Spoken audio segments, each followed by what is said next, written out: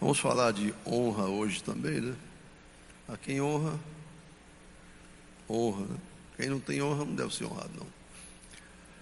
Meus irmãos, graças a Deus pelo privilégio, né, que Ele nos concede de poder comparecer na sua casa, estar na sua presença santa, prestando, adorando e recebendo do Senhor alegria, gozo do Espírito Santo, renovo para nossas vidas, né?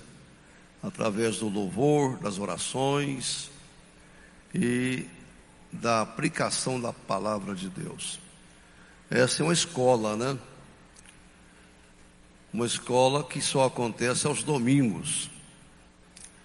Mas não é a escola dominical só por ser domingo, não, porque é a escola do Senhor, né? A escola do Senhor. E aqui comparecem os alunos que estão matriculados nessa escola, né? E apesar do feriado prolongado, tentador para a gente continuar viajando, comparecem para receber a palavra de Deus. Nós temos tido aqui boas aulas nesta revista, que praticamente estamos só começando, são 3 meses, estamos aí iniciando o 2º mês, né, de estudo nesta série de lições, que originalmente era uma proposta da 3ª epístola de João, mas acaba que o assunto é muito amplo, né? E o escritor, comentarista, faz umas abordagens até fora do ensinamento da carta, não é? Mas tudo na Bíblia, né? Está tudo na palavra. Diz que toda a palavra de Deus é boa, né? Toda a palavra de Deus é boa e deve ser aceita assim, como algo que vem para nos exortar, edificar e consolar também, né? Graças a Deus. Muito bem. Então, nesse primeiro domingo do mês de novembro, a lição de número 6, essas lições sempre tratam sobre o discípulo, né? O aluno, o crente enquanto discípulo de Jesus, tendo Jesus como mestre, mas também fala do discipulador, né? Do discipulado. E hoje o escritor lança a mão aqui do nome de 2 homens, né? Saul e Davi, para identificar ali critérios de Deus para chamar pessoas, para aprender com Deus e depois servir aos santos, não é? Porque o Senhor quer fazer de todo homem um salvo, né? Deus quer que todos os homens sejam salvos. Depois de salvos, que sejam servos, né? Servos trabalhadores na sua seara. Então Jesus tira a igreja do mundo, prepara essa igreja e devolve ela para o mundo, né? Agora é uma igreja treinada, né? Por Jesus. E as pessoas que chegam chamadas por Deus precisam ser humildes o suficiente para entrar debaixo da obediência, da dependência de Cristo, ser submisso a Jesus e aprender com Ele e com aqueles que Deus levanta para ensinar, né? Ter a humildade, porque a pessoa, antes de levantar para ensinar, tem que assentar para aprender, não é? Quem não se assenta para aprender, não dá para ensinar. E nós estamos sempre aprendendo, né? Sempre. Por mais que você seja chamado de professor, de mestre, de pregador, todos nós temos que nos assentar para ouvir, para reabastecer, para aprender, ter a humildade de continuar sendo sempre discípulo, sempre aluno, né? Você é mestre, mas ao mesmo tempo você é aluno, você é aprendiz. Jesus escolheu os apóstolos e chamou para si os que Ele quis. Hoje é do mesmo jeito, não é? O Senhor chamou para compor a igreja os que Ele quis. E nós estamos aqui porque o Senhor quis nos chamar. E nós atendemos o chamamento de Deus, aqui estamos como alunos do grande mestre Jesus. A lição vai falar que o discípulo precisa estar sujeito, né?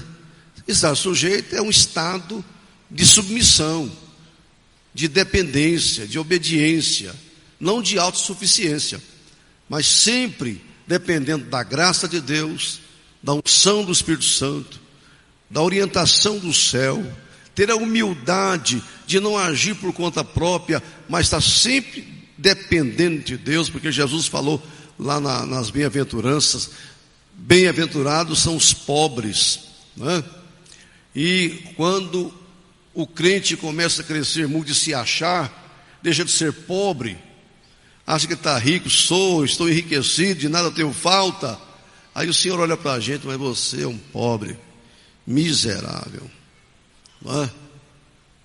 Então nós temos sempre ter a humildade de estar sujeito ao Supremo Mestre chamado Jesus. Jamais agimos por conta própria. Tiago até fala sobre isso, né? Ei, vós que afirma, amanhã vamos viajar, amanhã eu vou comprar, amanhã eu vou vender, amanhã. Você pode falar tudo isso, mas primeiro coloque, se Deus quiser, né? Se Deus permitir, eu irei fazer isto. Quando a pessoa não coloca, se Deus quiser, se Deus permitir, se Deus abençoar, e já vai logo para a afirmativa, ele deixou de ser uma pessoa submissa ao mestre, né? O que a lição vai nos trazer é mais ou menos neste caminho aí. Então, seguindo aqui mais ou menos o roteiro que nós temos na lição, ninguém está aqui porque você quis vir, você se ofereceu para vir. Temos que saber que nós somos chamados por Deus. Então, é a escolha de Deus. É privilégio, não é? Aquela multidão seguia Jesus, porque em pouco tempo ele conseguiu arrebanhar muitos simpatizantes, por causa da pregação, dos milagres, sinais que ele operava. Multidões afluíam para onde Jesus estava, vindo de várias cidades. Então, logo ele tinha um grande número de pessoas que o acompanhavam. Mas ele precisava compor o colegiado apostólico. E ele passou a noite toda em oração. Porque Jesus também, como mestre, ele não se julgou também autossuficiente. Ele falou, Pai, hoje pela manhã, logo que amanheceu o dia, né? Ele passou a noite, eu tenho que fazer escolhas. E eu preciso que o Senhor me oriente. Há uma multidão de homens me seguindo. E eu só quero escolher 12 para compor o colégio apostólico. Então me orienta, passou a noite em oração. Na manhã seguinte, a multidão reuniu, Jesus distanciou deles um pouco, e diz que chamou para si os que ele quis. Dentre a multidão, ele começou a falar nomes, né? João, fica aqui ao meu lado, Pedro, Tiago, Bartolomeu, Tomé, André, foi chamando todos, Judas, foi chamando todo mundo. E o povo assistindo, né? Deus é soberano, né, irmão? Ele chama quem ele quer, ele usa quem ele quer, porque ele é soberano, é supremo, né? Ele sabe o que faz. E não registra que a multidão, alguém lá ficou melindrado com Jesus, porque não foi chamado, não é? Acho que todo mundo entendeu o critério que Jesus utilizou para compor o colegiado apostólico. E eu estou dizendo isso para dizer a mesma coisa. Quantos bilhões de habitantes tem na Terra hoje? Está chegando em 8, né? Aí Jesus olhou para você, irmã, e chamou você pelo nome. Chamei-te pelo teu nome, tu és minha, tu és meu. Valorize isso, porque é uma chamada específica de Deus. Para compor o número de salvos, né? João teve lá no céu, lá no Apocalipse, ele fala, ouvi o número dos salvos, a quantidade, os milhões, mas ele não registrou, né? Eu ouvi o número de salvos, e você e eu estamos nesse número.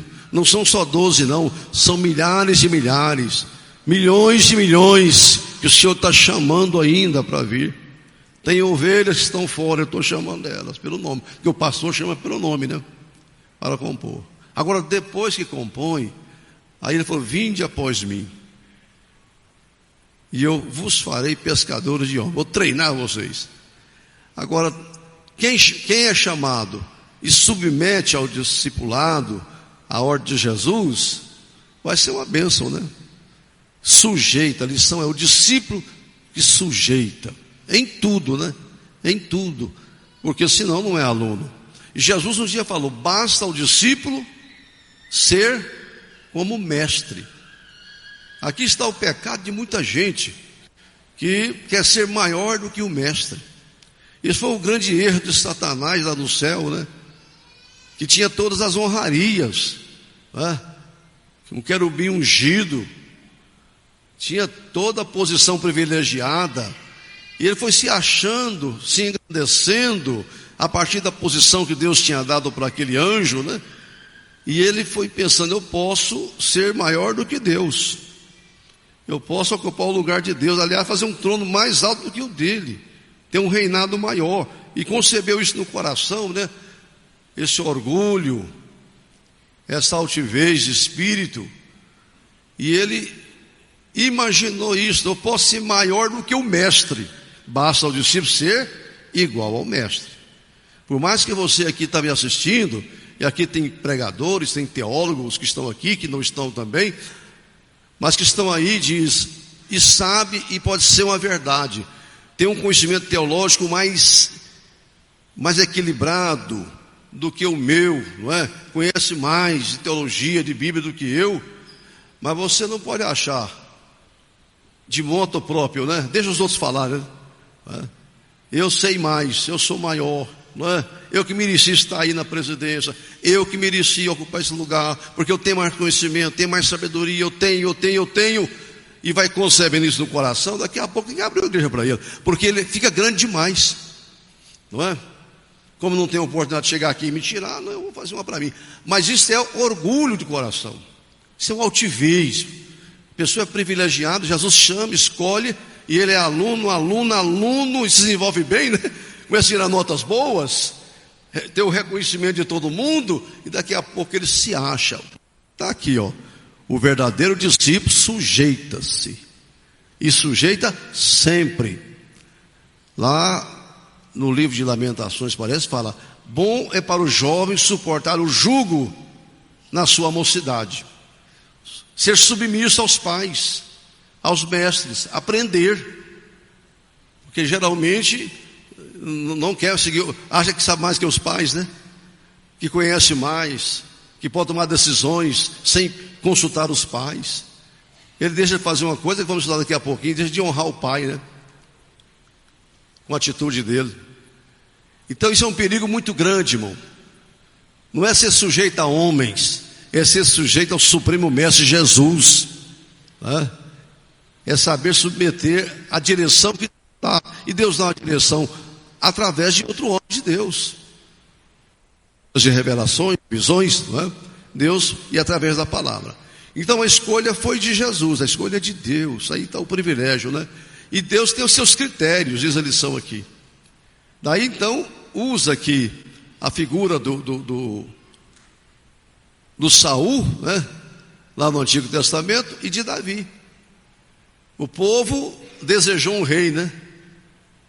Com inveja das nações vizinhas, que era comandada por um rei, e eles não eram, porque Deus é que governava a nação diretamente, através de profetas, de juízes, e eles se levantaram contra aquela forma de governo teocrático, e começou a cobrar: queremos um rei, queremos um rei, queremos um rei, ascesa das outras nações, dos outros povos, que saia na frente na guerra, que nos dê o comando, nós estamos tendo prejuízo com isso. Bom, então aí Deus dá um rei, mas usando critérios humanos, né? Essa escolha aqui foi uma escolha que Deus fez, mas Deus não usou os critérios dele, Deus usou os critérios que contemplava os homens, o desejo do povo, que era ter uma pessoa, não é? Um homem com a compreensão física avantajada, que pudesse pegar nas espadas, na arma, não é? Uma pessoa como foi Saul mesmo, coitado, e acabou sendo vítima da beleza dele, o tamanho dele, o porte físico dele. Esse aí, isso é um critério que o povo quer, não é? Alguém que se destaque dentre os demais, pela força, né? pela força, pela sabedoria, pela grandeza, por critérios humanos. Um verdadeiro guerreiro, né? Vamos escolher assim. Deus sabe o que os homens querem. Deus sabe o desejo do coração da humanidade. E às vezes Deus atende, né? Bom, aí o Senhor falou lá na frente: deite um rei na minha ira. Quer dizer, não foi Deus que queria dar. Deite um rei na minha ira e tirei no meu furor. Então Deus estava totalmente contrariado com aquela situação. Mas Deus, às vezes, irmão, a pessoa insiste tanto com Deus, insiste, então vá. Não é? O Balaão não era para ir, mas deixa eu ir. Não vai, rapaz, não, deixa eu, não vá. Pode ir, vai quebrar a cara, mas vai. Foi. Então, esse é o critério, porque aqui fala: a escolha de Deus não é segundo a aparência. Então, Saul foi escolhido segundo a aparência. Então não foi escolha de Deus, foi escolha dos homens, né? Porque julga segundo a aparência. A gente tem essa tendência, né? De escolher segundo as aparências. Aqui tem até um comentário que eu achei interessante. A lição cita aqui um tal de John Nash, camarada que nasceu em 1923 e morreu agora há pouco, 2015. Um matemático americano. Talvez seja bom ter em mente Talvez seja bom ter uma mente bonita, mas um dom ainda maior é descobrir um coração bonito.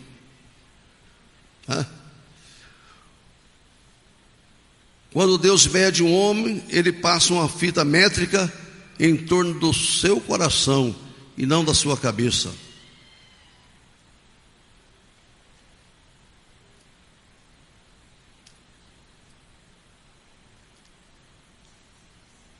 Um ministro metodista disse: o evangelho flui pelo coração. O coração faz o céu, e o céu é o amor.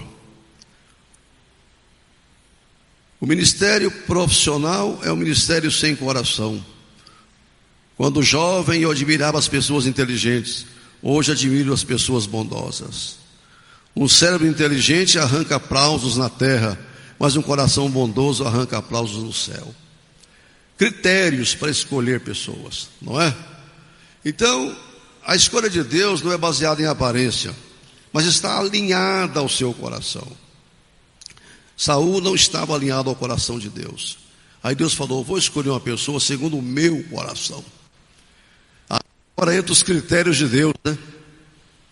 Não dos homens. Escolher alguém segundo o meu coração.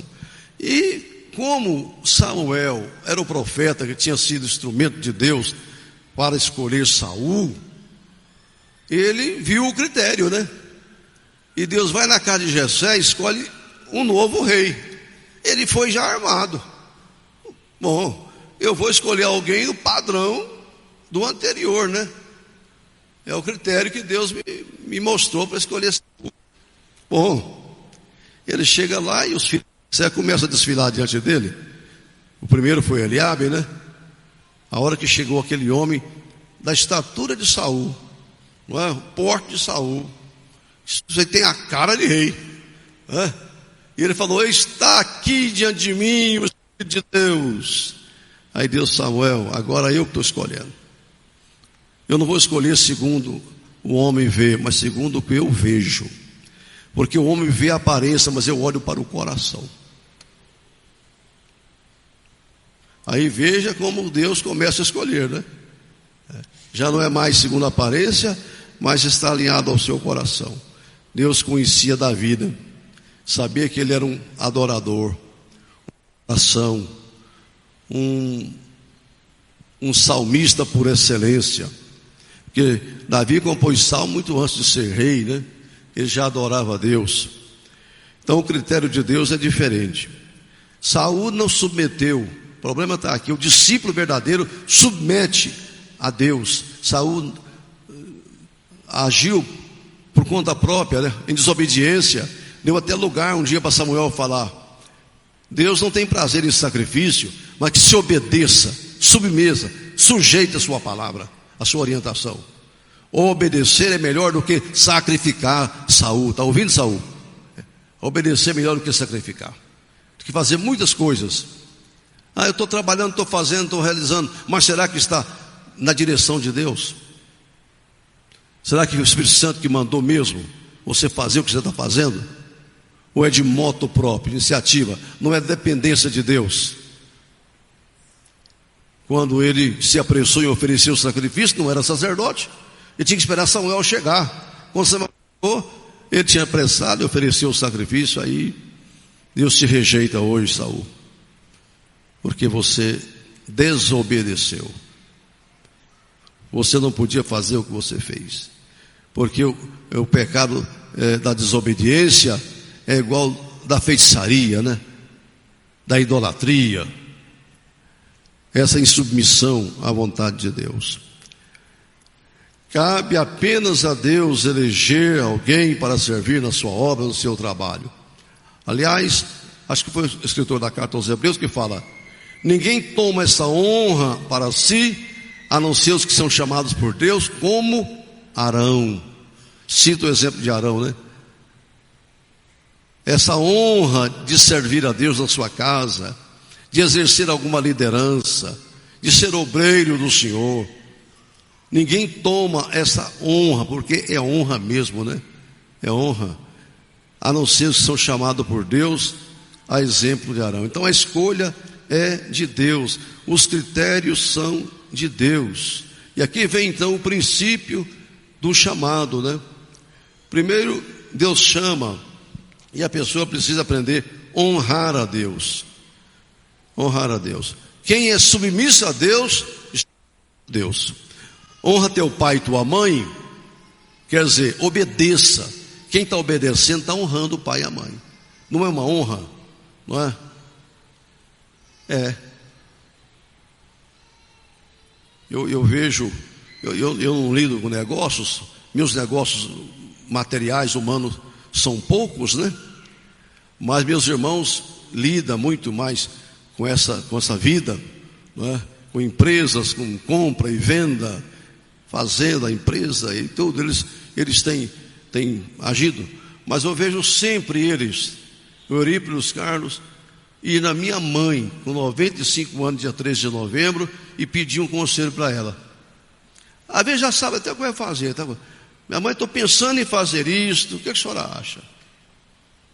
Isso é honrar mãe, honrar pai. Está obediente, submisso, não é? Quanto mais em relação a Deus, vou comprar, vou vender, vou fazer, consulta a Deus, submeta a Ele todos os seus projetos, sonhos. O verdadeiro discípulo, aluno de Jesus, está sempre dependendo do mestre, né? É assim que faz, professor? Está certa essa tarefa aqui? Qual que é a matéria? Não, o professor dá uma tarefa para casa, o aluno vai estudar outra coisa, né? Ele dá a lição de número 10, o aluno estuda a 11. Ele não segue a orientação do professor. Então não é um aluno que submete ao professor. Aí eu sei mais do que o professor, né? Tem gente que é assim mesmo, né? Um dia nós estávamos no encontro, há muitos anos, em Porongatu, na Escola Bíblica de Obreiros. Eu era bem jovem, eu nem sei se eu recém-casado, nem sei se eu já era casado ou não. Eu sei que o pastor Antônio Gilberto estava ministrando, e um pastor toda hora levantava para completar o que falava. Toda hora levantava. Daqui a pouco, meu irmão, vamos trocar de lugar. O senhor vem para cá, eu vou sentar aí. Mas que aluno, né?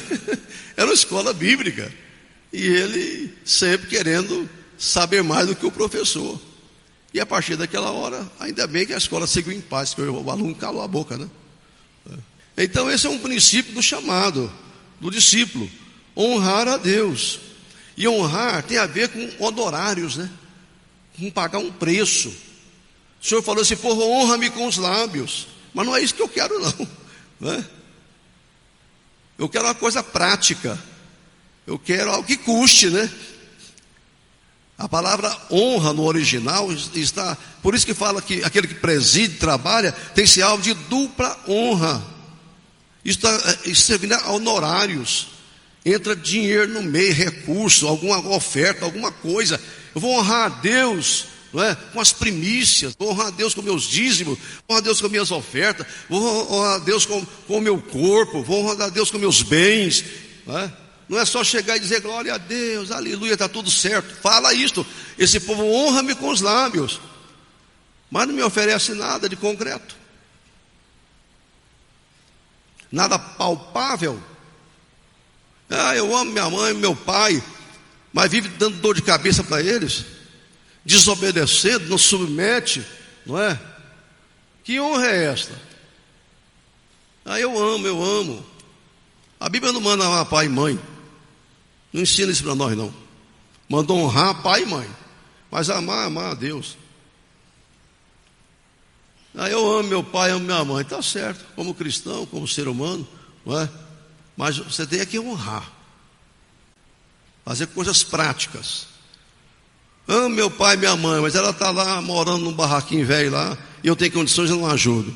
Está passando fora das coisas, eu não vou lá. Adoece, eu não compro remédio. Que amar a mãe, coisa nenhuma. Não está honrando. Honrar é ir lá, cuidar dela, cuidar dele, não é abandonar. Como eu vi agora, há pouco tempo, um filho chega com o pai, não é? Numa cadeira de roda num bar, num boteco lá, e larga lá e vira as costas e vai embora. Abandona o coitado do rei lá.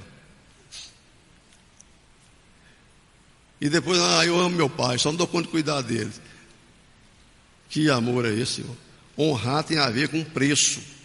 Discípulo verdadeiro de Jesus honra o Senhor, lhe oferece alguma coisa concreta na vida.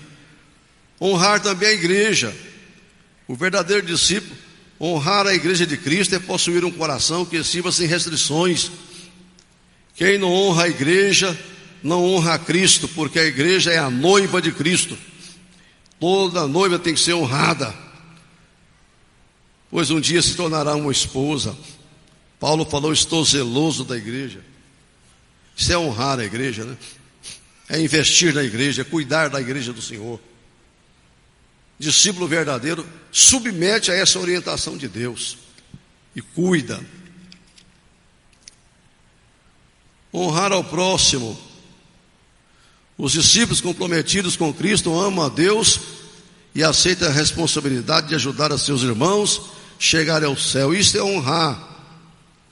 No entanto, há cristãos que não revelam esse amor e cuidado pelos outros, só cuidam de si mesmo, como fazia um tal de Diótrefes, cabra ruim, lá na igreja primitiva. Conduta do escolhido. O verdadeiro discípulo deve ser alguém abençoado por Deus, amém. Para ser abençoado, precisa fazer o que ele manda, integralmente. Conduta do escolhido, dos discípulos que se submete a Cristo. Adorar a Deus. Agora, quando a pessoa adora a si mesmo, né? Quando está cheio do eu, quem busca glória para si, rouba a glória de Deus. Somos servos e não celebridades, né?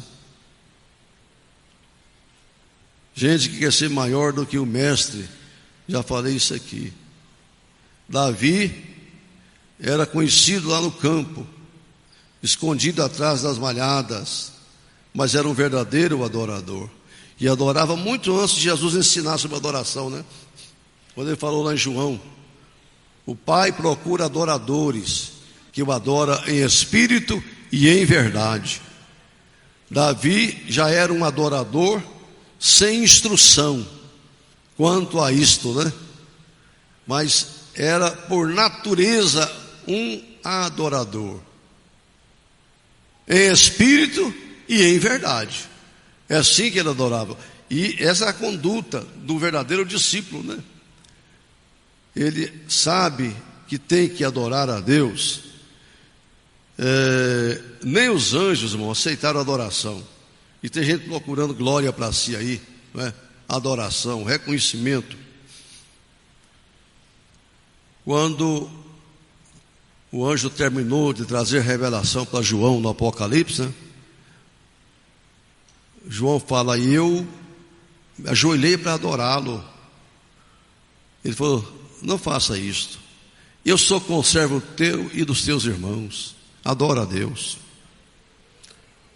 O anjo poderia ter vacilado, não ter vigiado e recebido alguma adoração.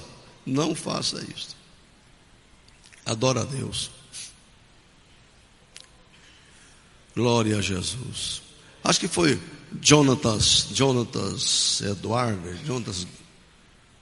um deles, que uma família chegou no meio da multidão com um filho endemoniado, e ele usou autoridade, expulsou aquele demônio, e daqui a pouco ele começou a andar, viu que aquela família chegou e colocou no bolso do paletó dele, e ele olhou um pacote de dinheiro.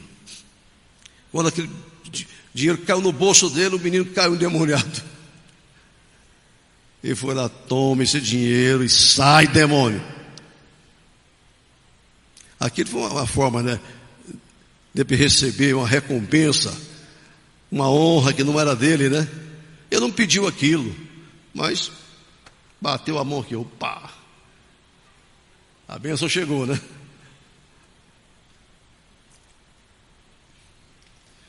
Aquela família sem entendimento, né? Adora a Deus, né? Adora a Deus. Glória a Jesus. Tem que saber também lutar nas guerras de Deus.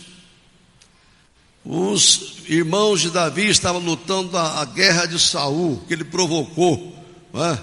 Batalhas de homens, mas Davi chegou lá para lutar as guerras de Deus, no campo de batalha. Tanto é que ele falou assim, esse homem está desafiando o exército de Deus vivo. Não é vocês que está desafiando a Deus. Eu vou a ti em nome do Senhor. Povo de Deus, chamado, escolhido, servos de Deus, que submete a Jesus, nós temos que lutar as guerras de Deus, as batalhas do Senhor, pelejar pela fé que uma vez foi entregue aos santos. Eu vejo Judas, né? Ao intentar escrever alguma coisa, deixar um legado de escrito a respeito do Evangelho das coisas de Deus, ele fala, eu não consegui escrever outro tema, outro assunto, não é? Eu queria escrever, mas eu fui impelido, constrangido a escrever-vos e exortar-vos a batalhardes pela fé que uma vez foi entregue aos santos. E essa é uma mensagem que a lição está trazendo para nós aqui, ó, despertando o povo de Deus, os discípulos de Jesus, a se levantar em defesa do Evangelho, a serem verdadeiros apologetas, defensores da fé. Davi falou assim, eu não aceito um incircunciso estar aqui blasfemando de Deus, se insurgindo contra os exércitos do Deus vivo. Foi isso que ele chamou. Nós estamos vendo tanta coisa contra a igreja, contra o Evangelho, e às vezes nos silenciamos, né? Quando é hora de falar, quando é hora de levantar, quando é hora de defender. Eu vejo as minhas meninas cobrando de mim, Gisele, mas não é possível que lá no Senado, lá no parlamento, os irmãos não levantem e falem e discursem, né? Parece que a gente fala mais. Parece mesmo. Mas as pessoas se acovardam, né? Com medo, por algumas razões, não sabe por quê, não é? Não é nada fora das quatro linhas, né? Mas precisa se levantar em defesa do Evangelho, porque o verdadeiro discípulo, ele defende a igreja, ele defende a fé, ele luta pelo conjunto de doutrina que está aqui, que às vezes não é só do mundo não, dentro da própria igreja, pessoas que distorcem a fé, e nós não podemos ficar em silêncio não, tem que se levantar e condenar mesmo, né? E trazer as coisas para o leito. Foi o que o Martinho Lutero fez, né? E na reforma estudamos isso mais uma vez aqui. Ele se insurgiu contra os desmandos, os desvios, as heresias, né? As distorções, os descaminhos, tudo de errado. Ele teve coragem de se levantar dentro do sistema e botar lá na porta do templo lá 95 teses. Isto é um discípulo verdadeiro, que guerreia as guerras de Deus, que luta pela fé evangélica. Não é aceitar, meu filho está lá, minha filha está lá, meu marido foi para lá e está tudo bem. Tudo bem não, irmão, está fora do evangelho. Tem autoridade para fazer isso. Hoje é um negócio seguinte, tudo é homofóbico, é não sei o que. Não é não, irmão. Eu acho que as pessoas precisam estudar mais o dicionário e ver o que é fobia. Fobia. Fobia, irmão. Está aqui uma mulher que tem fobia. E muitas mulheres têm. Fobia de barata. Tem nojo de barata. Tem medo de barata. Vera.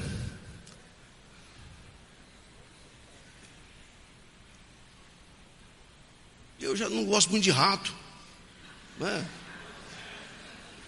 Uma certa fobia. Fobia disso, fobia de altura, né? Fobia, coisa louca. Agora, homofobia. Que dia que crente foi assim, irmão? Fobia? Não tem isso não. Mas aí você vai falar que é, né? Se você que ser contra, achar que está errado, pregar que a Bíblia não está certo, aí você... Não, então precisa estudar melhor o dicionário. Eu tenho que mudar então o significado das palavras, né, doutora Patrícia? Tem que mudar o sentido que eu aprendi lá na minha infância. Não pode ligar essas duas palavras em relação a mim, por exemplo, de jeito nenhum. Tenho respeito por todas as pessoas, amo as pessoas, trato bem, não importa, né, o comportamento que ele tiver nessa área. É um ser humano que merece ser respeitado. Agora, eu tenho todo direito, não é, de dizer que ele está errado. Que isso não é assim que funcionam as coisas. Não é assim que Deus criou. Mas isso não tendo fobia. Quer dizer, fobia, sangue de Jesus, eu estou correndo, estou fugindo. Não me toques. Não é? Não passe nem perto. Pelo amor de Deus, você convive com pessoas toda hora. Na minha família tem, para todo lado tem, não é? E são pessoas queridas, nossas, amadas, nossas. Mas não impede. Qualquer outro problema, né, que eu achar que está errado, eu vou falar que está. Mas não é o fato de eu falar que se eu sou ou homofóbico, ou sei lá, outra coisa qualquer, né? Não é? A pessoa está usando uma roupa que eu não gosto. Falei, não, você está contra mim. Não estou contra você não, estou contra essa roupa. Mas eu não uso, né?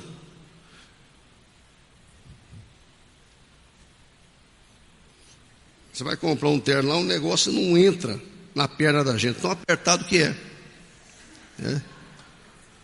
Essa calça aqui, ó, apertou um pouquinho.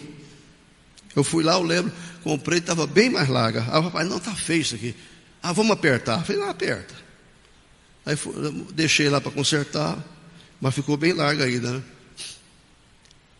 Eu só falar, não, eu não acho que está certo isso aí não. É a opinião que eu posso dar. Eu não estou sendo o quê? Tendo fobia da sua roupa ou de você. Não, ué. Eu não posso dar opinião mais não. Para mim eu estou certo. Ok, você está certo então, ué. Continua, vai na tua força. E eu não serei contigo. Não é assim que Deus fala? Irmão, sai para lá. Eu não aceito isso. Não pode aceitar. Não tem nada a ver uma coisa com querer impor esse negócio para silenciar a defesa do Evangelho. Estou falando de defesa do Evangelho, defesa da Bíblia, né? O verdadeiro discípulo, ele se levanta em defesa, guerreia as guerras do Senhor. E guerra é guerra, né? Guerra é guerra. Agora não vem dizer que eu tenho fobia disso não. Tenho fobia só de rato. Vigias aí na porta aí, Elza. Deixa entrar não. As irmãs foram lá em Paris, irmão, cidade antiga, metida a besta, que é a cidade das luzes, né? A mais visitada do mundo. Que negócio, já tive algumas vezes lá, né? Povo arrogante, metido, não dá moral para pobre, para brasileiro então. Nem inglês eles querem ouvir, irmão.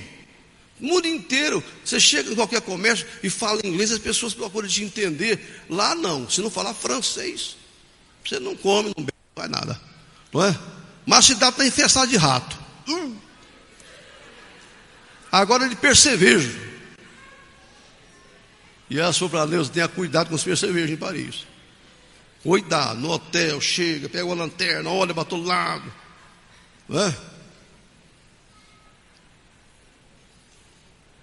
Aí é fobia mesmo, né?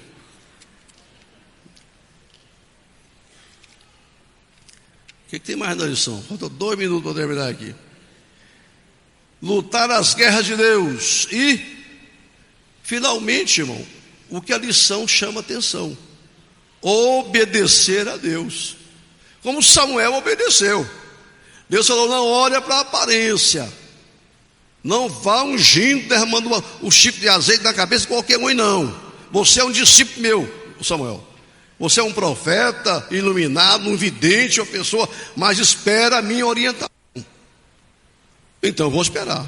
1, 2, 3, 4, 5, 6, 7.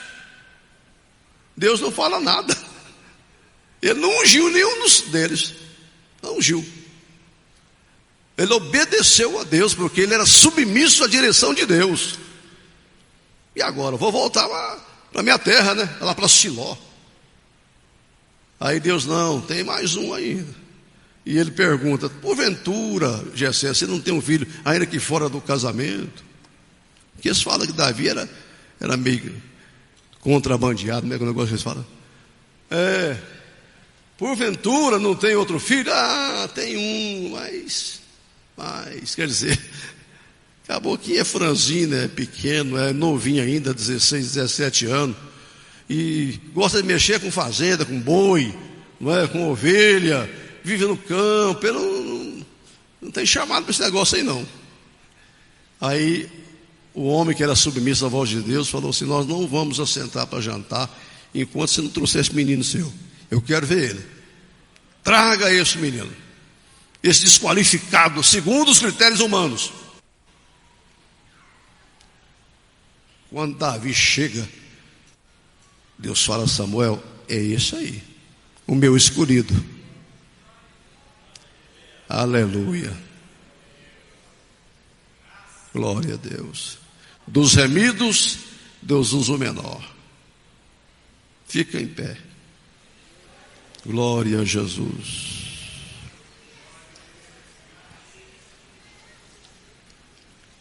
O verdadeiro discípulo submete ao mestre Jesus.